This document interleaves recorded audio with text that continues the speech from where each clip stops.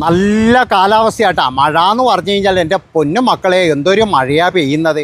അപ്പം നമുക്കൊരു കാര്യം ചെയ്യാം, കാര്യത്തിലേക്ക് വരാം. വേറെ ഒന്നുമല്ല, നമ്മുടെ സീക്രട്ട് ഏജൻറ്റും സുനിതാ ദേവദാസും കൂടി ഇപ്പോഴും അടിയോടടിയാന്ന് നിങ്ങളെ കണ്ടതല്ലേ. എനിക്ക് അതിശയമാണ് തോന്നുന്നത്. കാരണം എന്താണെന്ന് വെച്ച് കഴിഞ്ഞാൽ ഈ സുനിതാ ദേവദാസ് ആയിക്കഴിഞ്ഞാലും ഈ സീക്രട്ട് ഏജൻ്റ് ആയിക്കഴിഞ്ഞാലും മറ്റുള്ളവരുടെ കണ്ടൻറ്റ് തന്നെയാണ് ഇവരിൽ എടുക്കുന്നത്. അല്ലാതെ എന്ന് പറഞ്ഞാൽ ഇവരൊന്നും സ്വന്തമായിട്ടെന്ന് പറഞ്ഞാൽ ഡാൻസ് കളിച്ചിട്ടോ മിമിക്രി കളിച്ചിട്ടോ അല്ലെ വേറെ ഒന്നോ ഒരു കണ്ടൻറ്റും അല്ല.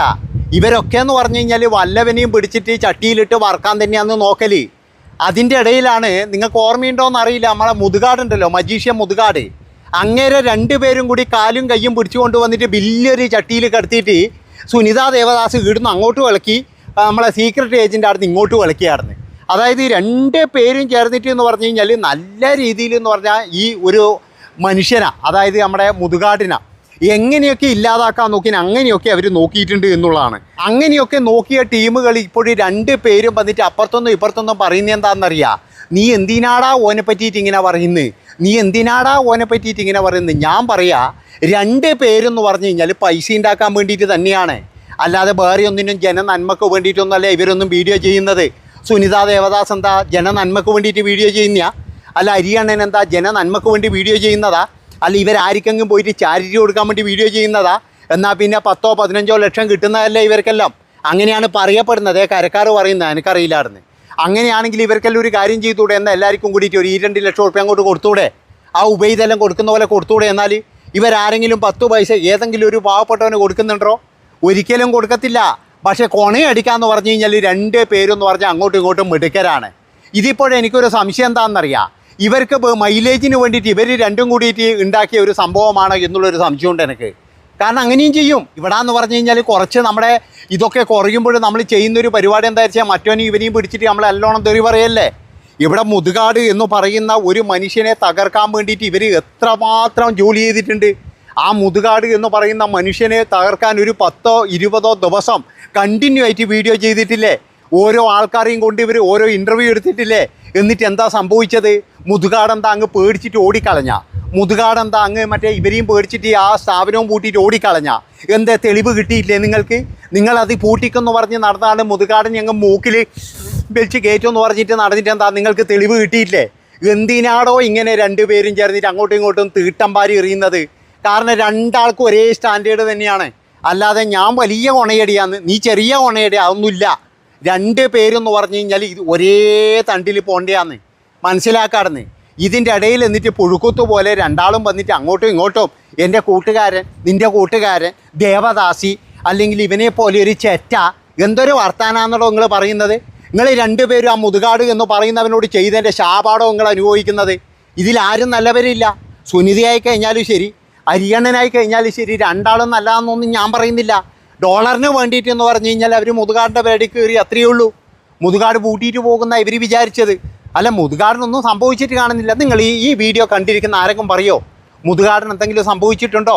മുതുകാട് സുനിതാ ദേവദാസ്, അല്ലെ മുതുകാട് സീക്രട്ട് ഏജൻറ്റിന് കുറച്ച് വീഡിയോ ഉള്ളൂ, അങ്ങനെയെല്ലാം മുക്കിക്കളഞ്ഞിനി.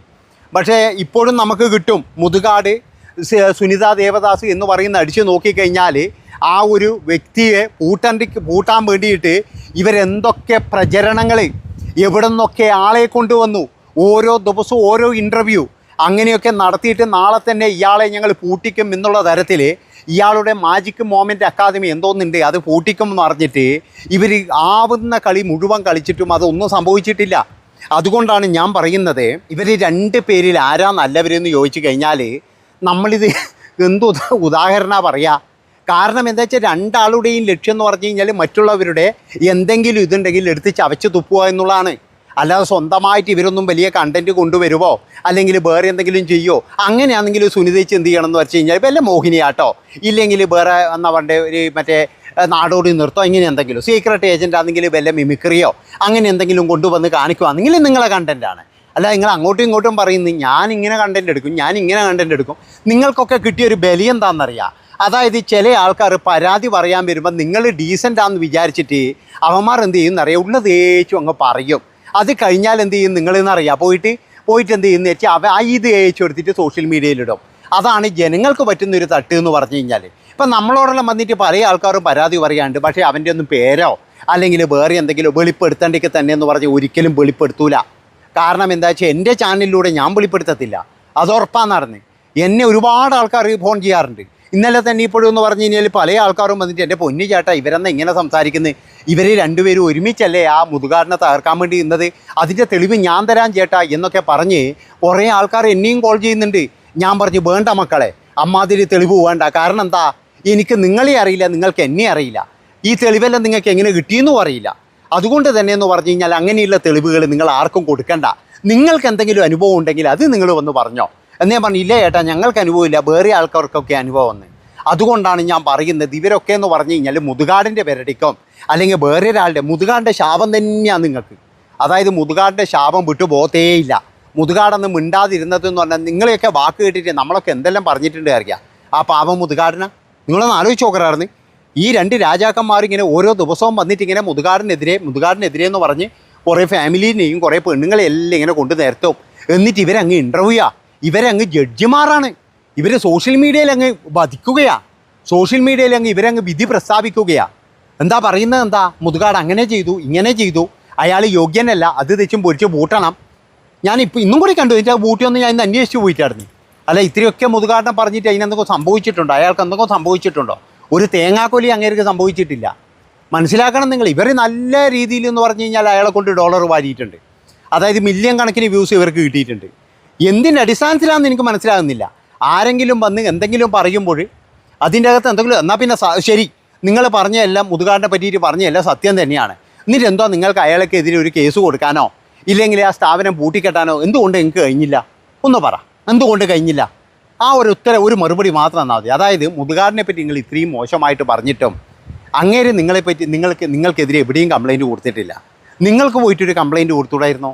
നിങ്ങൾ അതിനൊന്നും പോയിട്ടില്ലല്ലോ. അപ്പം നിങ്ങളുടെയും ലക്ഷ്യം എന്താ? മുതുകാടിനെ പൂട്ടുകയല്ല വേണ്ടത്.